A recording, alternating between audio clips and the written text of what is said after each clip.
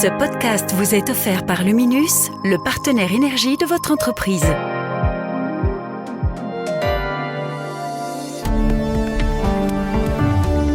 Vous écoutez Z sur 7, le podcast quotidien de Trends Canal Z. Aujourd'hui, nous sommes le 12 juin. Votre podcast aujourd'hui est écrit par Salomé Bayard et animé par Béatrice Marlier. Bonjour à tous et à toutes.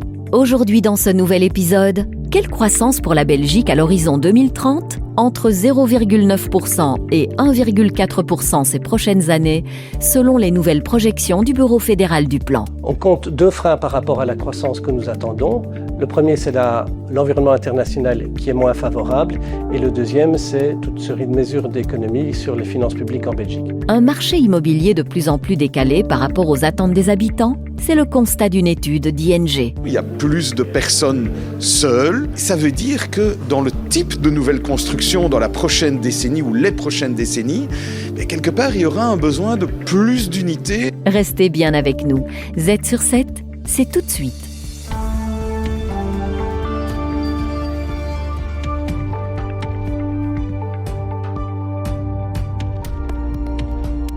Z sur 7 à la une.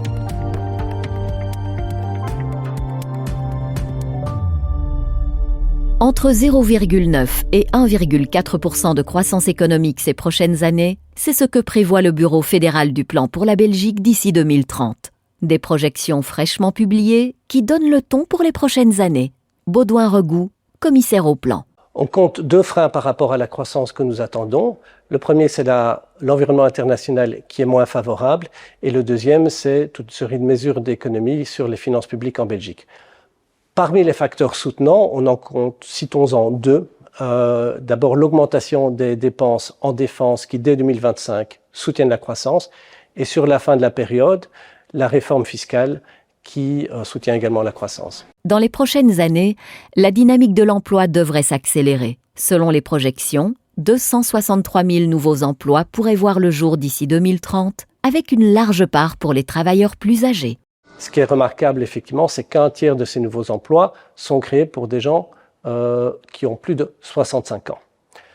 Ce qui se trouve là derrière, c'est effectivement une série de réformes passées ou futures par rapport à la pension et à l'accès à la pension anticipée, plus toute une série de changements séculaires où les gens travaillent plus longtemps. C'est le point noir des projections, les finances publiques. Le déficit pourrait exploser à 6,5% du PIB d'ici 2030 et la dette publique, elle, monter jusqu'à 120%. On constate que sur la période, le déficit consolidé de tous les niveaux de pouvoir va passer en 2025 à 5,4%, va rester relativement constant sur la période pour encore s'approfondir en 2029-2030 principalement. À ce moment-là, ce sera sous l'effet de la réforme fiscale. Le message du commissaire au plan est clair. Les gouvernements doivent agir. Des efforts supplémentaires sont nécessaires pour assainir les finances de l'État.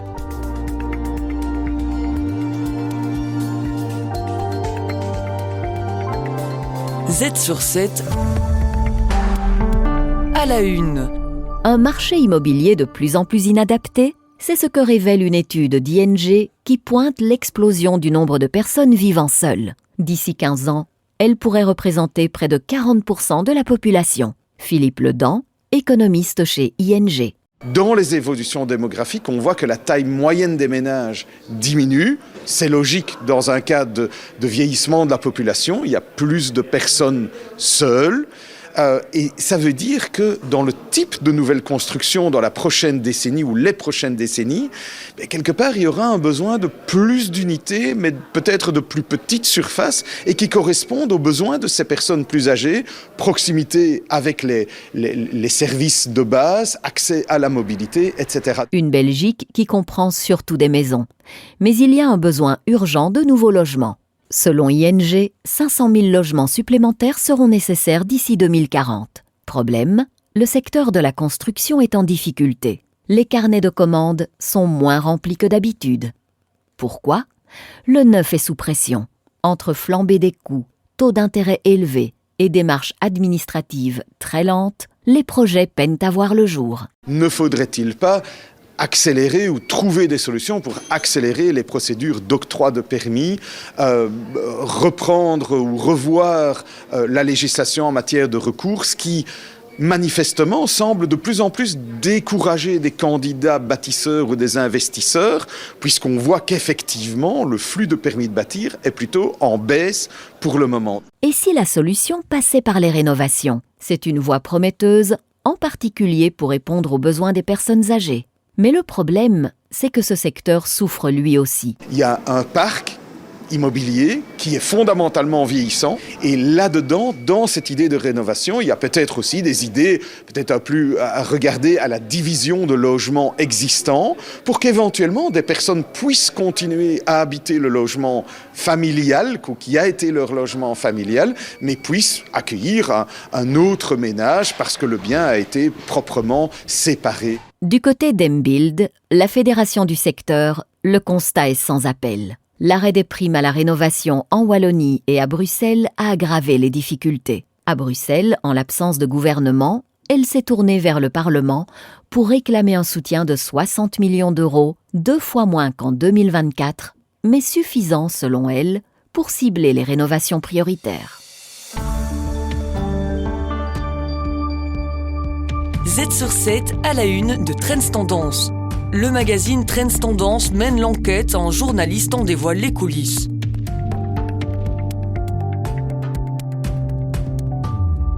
Cette semaine dans Trends Tendance, focus également sur l'immobilier, mais cette fois à la côte belge. Pour en parler, Loïc Struyss reçoit Olivier Mouton. Premièrement, la rédaction s'est penchée sur le marché du littoral qui, comme chaque année à cette période, repart à la hausse. Voilà, cette saison, effectivement, à la côte belge, avec un petit effet retard. En fait, on a constaté une hausse des prix de 2,6% sur ImoWeb ces 5 premiers mois de l'année, donc la reprise est là, mais elle se fait avec un temps de retard par rapport au reste du marché immobilier belge. C'est évidemment un peu lié à un effet saisonnier. On achète à la côte quand on envisage d'y passer ses vacances d'été éventuellement. La hausse, par contre, est plus marquée dans la durée. On parle de 21,5% de hausse ces 5 dernières années contre 16,7% pour la moyenne belge. Deuxièmement, qu'est-ce qui explique ce regain de confiance ? Alors il y a plusieurs explications. Il y a une valeur plaisir parce que évidemment ça reste lié au temps et au plaisir des vacances, mais plus fondamentalement il y a 2 éléments qui l'expliquent. C'est d'une part que c'est une valeur refuge, l'immobilier on le sait, mais dans cette année où la bourse a été particulièrement volatile, évidemment ça peut donner des idées, ça offre une sécurité à plus long terme.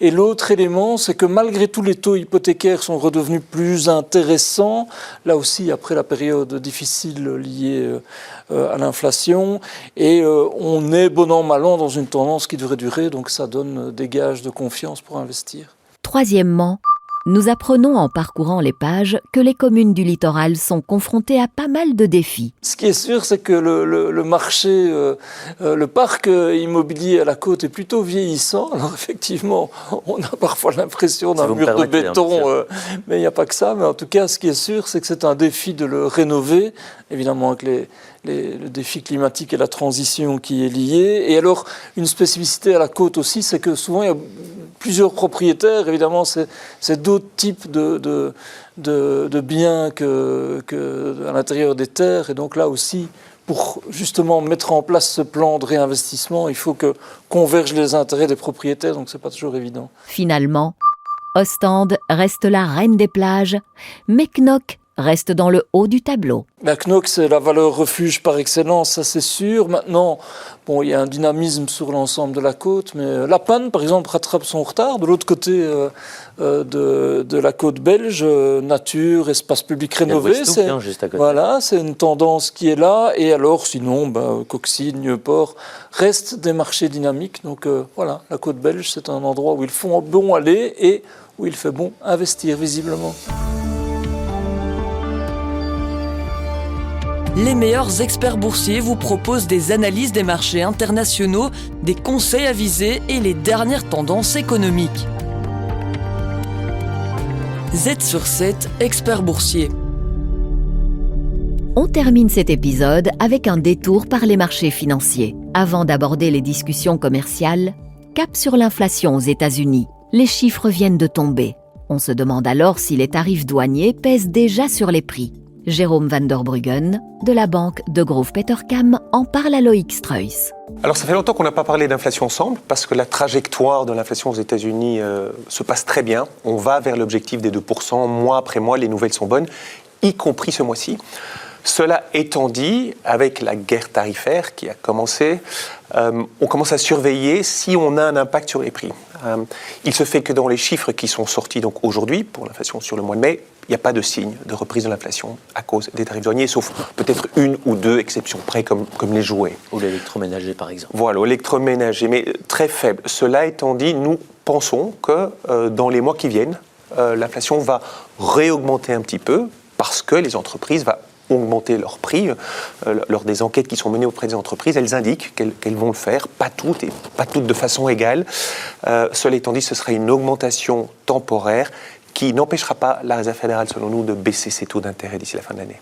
Parlons des discussions commerciales entre la Chine et les États-Unis. Il y a eu beaucoup d'annonces et de contre-annonces, mais alors, beaucoup semblent perdus et se demandent où nous en sommes aujourd'hui. Dans les négociations entre la Chine et les États-Unis, il y a deux choses qu'il faut regarder. D'abord, il faut comprendre que l'accord vient d'être fait.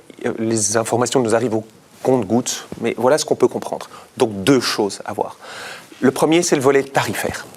Quel est le niveau de tarif auquel on va terminer entre les États-Unis et la Chine sur les importations de la Chine vers les États-Unis? Et ensuite, il y a les industries sensibles, terres rares et semi-conducteurs. Je commence par les tarifs. Au pic de l'escalade entre les deux pays, Chine et les États-Unis ont voulu augmenter les tarifs d'à peu près 150%, 145% par rapport au niveau auquel ils étaient arrivés. Ce pic a fait paniquer les marchés et a provoqué cette baisse qu'on a connue au mois d'avril. Lorsque les deux parties se sont rendues compte de l'impact, elles se sont rencontrées à Genève et on est arrivé à un accord comme quoi on va être très loin des 145%. C'était il y a un mois. C'était il y a un mois. Est-ce que ce sera 30%, 50% comme il apparaît que la négociation hier à Londres est on verra, mais grosse désescalade sur les tarifs avec un niveau qui sera certainement supérieur aux tarifs précédents. Il y a également les industries sensibles, donc les terres rares d'un côté et les semi-conducteurs de l'autre. Alors c'est là-dessus que l'accord de Londres peut être important. Les industries sensibles, c'est beaucoup plus compliqué. Donc les terres rares qui sont exportées de la Chine vers les États-Unis intéressent énormément les industriels américains, parce que sans ça, il y a beaucoup de choses qu'ils ne peuvent plus faire. Et bien sûr, les semi-conducteurs, l'endroit où les États-Unis sont encore dominants, intéressent énormément les Chinois, parce qu'il y a toutes sortes d'implications industrielles dont ils ont besoin et qui ne peuvent être réalisées qu'avec certains semi-conducteurs. Lors de l'accord qui a été apparemment négocié hier, qui doit encore être confirmé par les deux présidents, probablement que la Chine va lever les restrictions qu'elle apporte sur certaines terres rares, et ce de façon temporaire. On a vu toute la nuance de la déclaration de M. Lutnick, mais permettant quand même une circulation, donc allant dans une certaine mesure vers les États-Unis. Et les États-Unis, de leur côté, vont lever certaines restrictions, on ne sait pas encore exactement lesquelles, sur les semi-conducteurs à haute valeur ajoutée. Nous comprenons donc mieux pourquoi les marchés sont sceptiques aujourd'hui. Les marchés ont beaucoup anticipé la désescalade qui est en cours. Et je pense qu'on est toujours dans cette désescalade. C'est-à-dire que le fait que les deux parties négocient, discutent, qu'on arrive à un niveau de tarif qui est très très loin du niveau des tarifs annoncés, et que les parties les moins sensibles de ces industries sensibles peuvent recommencer à circuler, est quand même une bonne nouvelle. Mais voilà, ils avaient beaucoup monté, c'est normal qu'aujourd'hui il y ait une petite prise de profit. Merci pour votre tour de l'actualité journalier, merci à vous pour votre fidélité et demain matin nous serons de nouveau à votre écoute. À quoi va servir cet épisode, Béatrice ? Et oui, voilà, c'est tout pour aujourd'hui. Mais on se retrouve demain, même heure, pour continuer à décrypter ensemble l'actualité économique. Merci d'avoir été là. À très vite.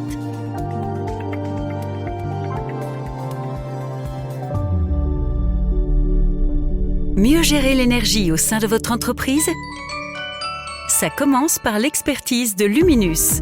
Bonjour, je suis Quentin Janssen, directeur B2B chez Luminus. Avec mon équipe, nous aidons les entreprises belges dans l'électrification de leurs besoins. Et aujourd'hui, je vous explique comment votre batterie peut faire bien plus que stocker de l'énergie solaire. On la voit souvent comme un simple réservoir, mais avec un système intelligent, votre batterie devient un atout stratégique. Elle vous permet de mieux utiliser votre propre énergie au bon moment, ce qui réduit vos achats sur le réseau. Elle vous aide aussi à lisser vos pics de consommation, en la déchargeant au bon moment et ainsi réduire votre facture, surtout si vous êtes pénalisé sur les points de puissance. Et ce n'est pas tout. Elle vous permet aussi de déplacer votre consommation vers les heures pleines, en utilisant l'énergie stockée quand elle coûte moins cher, augmentant ainsi sa rentabilité. Mais le plus intéressant, c'est sa valeur sur les marchés de l'énergie. Grâce à un pilotage en temps réel, votre batterie peut se charger et se décharger selon les besoins du réseau. Et pour cela, vous êtes rémunéré. Votre batterie devient ainsi un véritable levier économique. Vous économisez, vous aidez à stabiliser le réseau et vous tirez le meilleur de votre investissement. Et avec Luminus, tout ça se fait automatiquement, sans complexité. Vous souhaitez en savoir davantage ? Visitez notre site web luminus.be/smartkit. Luminus ? Ensemble, faisons la différence.